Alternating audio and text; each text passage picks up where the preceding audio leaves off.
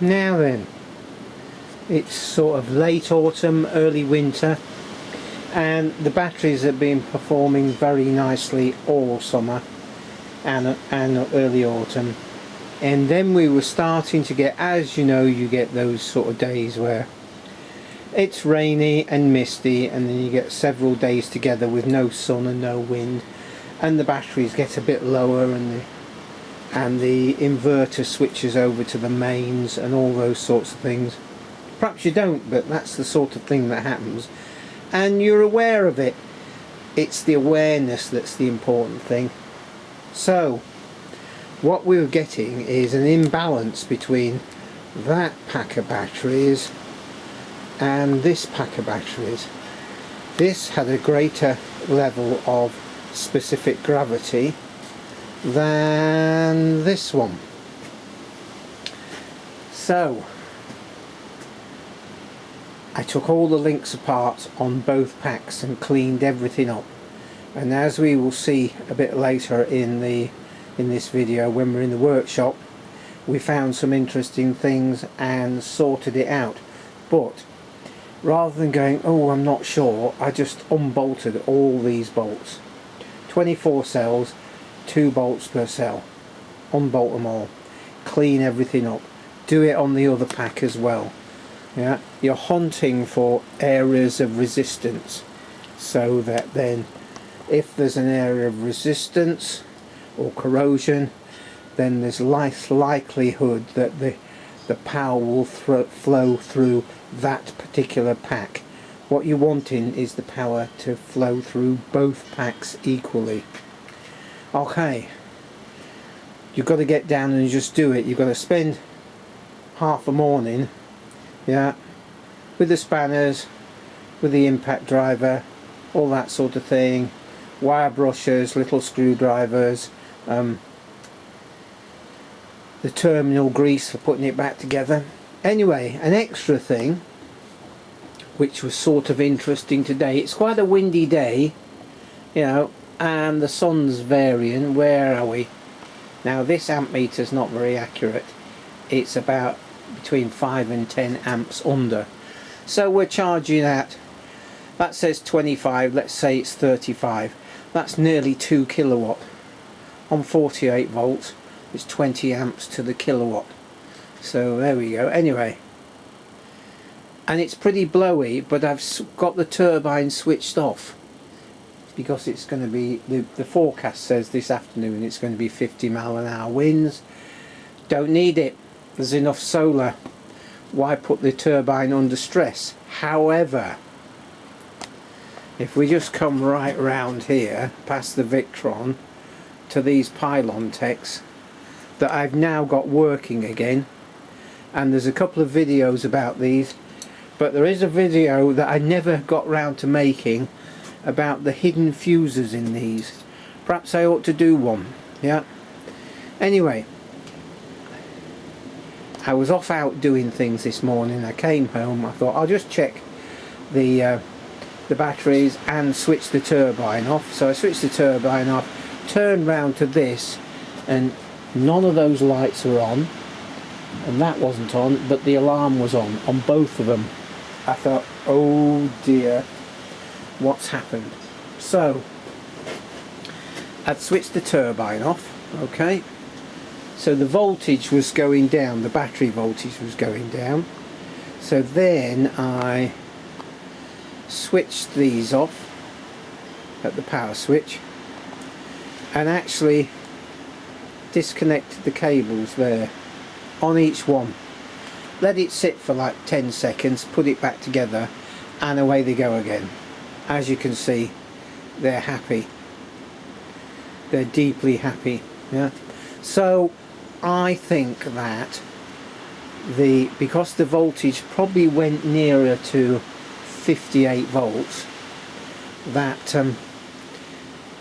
the BMS went, I'm not having this, John. Yeah, let's switch off and put the alarm on. So that's an interesting thing.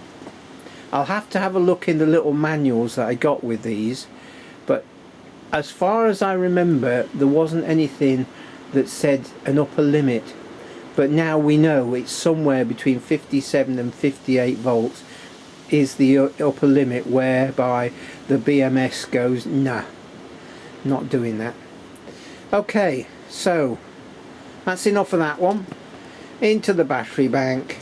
We're back to these links, as you can see, positive to negative, yeah, and so therefore therein laid the problem, yeah, but it wasn't immediately obvious. That's the word. It wasn't immediately obvious. So let's get up to the workshop and I'll show you what the problem was. So before we get on with these battery links, I've just been throwing a few of these bowls, home dug clay. If you're interested, check out the playlist. So here's the links that I found were a bit duff. Now look at this one. Fat that end, thin the other end, and you can't hear, it won't move. Here you go. Hear that crunchiness? So and this is a particular interesting one. Doesn't look too bad. That's terminal grease there, right? But when you turn it over, you see that, and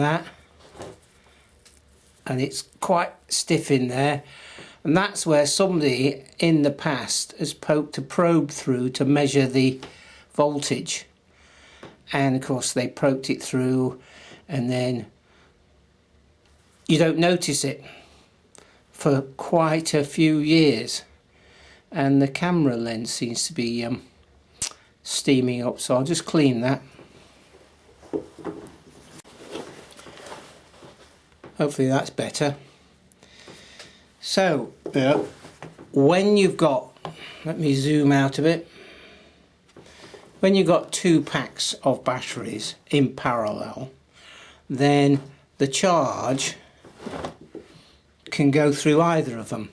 And if, say for instance, this one has got more resistance in it, say for instance in the links or what have you, then most of the charge will go through the other pack, and this one will be lower than that one, which is what we found. And the first thing to do, of course, apart from doing the standard tests which we've already talked about, is have all the links apart. So with the multimeter, let us just, hopefully you can see that, check the 0.2, 0.3 of an ohm. Let's try another one. That's 0.3 of an ohm. But I know that one's a bad one as well, because you can see that indentation there and the swelling here. Anyway, I have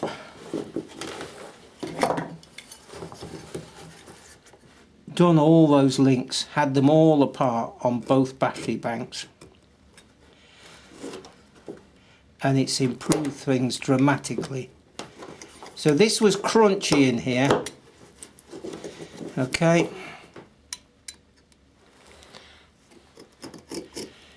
Now with knives, as Eric O says, well, it's not so bad, but he says cut towards your body, not your body. Your body being further away from the knife than you are. So that is not as bad as I imagined. But can you see there?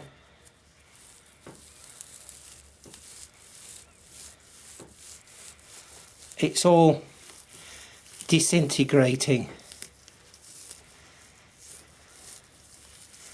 basically the cable is rotten.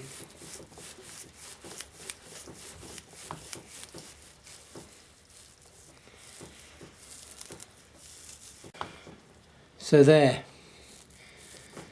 So if that was in good condition, it wouldn't have gone all hairy like that. Let's have a go at another one. This one. Again, somebody several times has poked holes in that, and that is absolutely solid. So let's just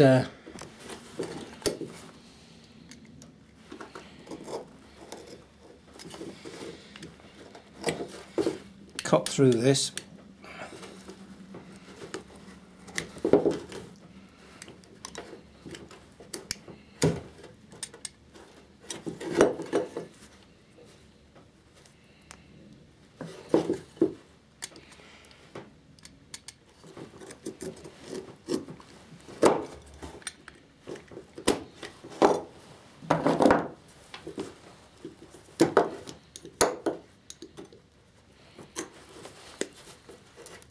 I've had these where they've been totally blue, crusty inside.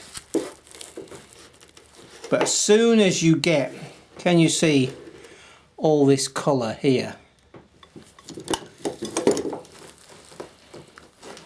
As soon as you get that green crusties,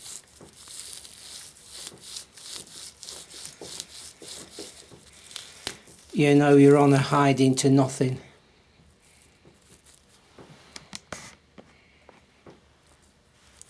Hopefully you could see that. So it didn't take more than a few twists and it just breaks up because it's rotten. Yeah, and that wire there is just solidly nasty. So there you go. This is something I've just learnt over the years. Now, here's an interesting example. That looks fine, absolutely fine. Yeah. And I assume that's when I put this on that I'd cleaned everything and put terminal grease on, and the bolts here fitted nicely there, and that would all be greased up. Yeah. Okay. Then a few years down the track, bearing in mind we're dealing with second-hand batteries, ta-da, the acid has got in there, and that is really quite swollen up. So let's cut this one open.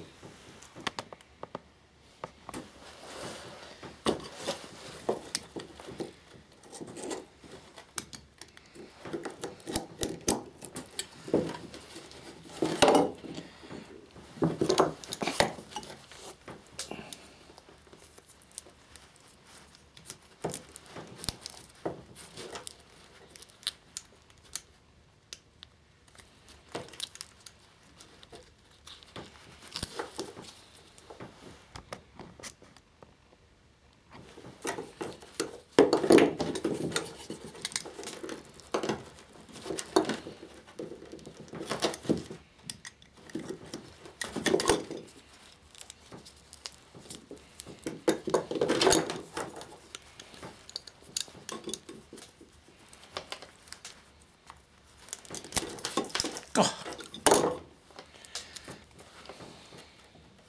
Interesting, eh? And that's absolutely solid.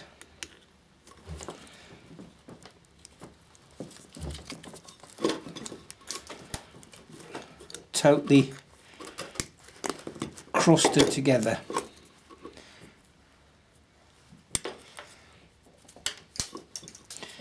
Anyway, there you go.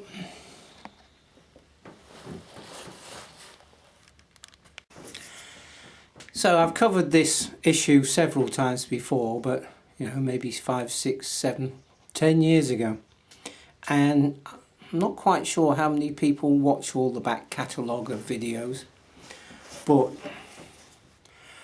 this time of the year, come the end of autumn, You know, you've been charging well all summer and into the autumn, and then suddenly you're getting low batteries. Got to do the extra maintenance. You know, the standard maintenance of topping your batteries up and checking the specific gravity, but then you've got to do the extra.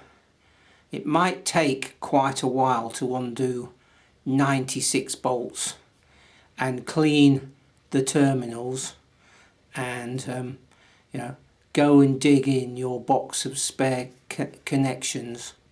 But if in doubt, chuck the bad ones out, because they'll only get worse. You know, I don't know who, where are we? I don't know why forklift employers don't stop this sort of behaviour. Or maybe they encourage it because it's extra maintenance charges, etc, etc. I don't know. Anyway, comments, discussion, let's have a chat about it. Yeah, and I will catch up with you very soon. Loads more videos in the pipeline. Cheers for now.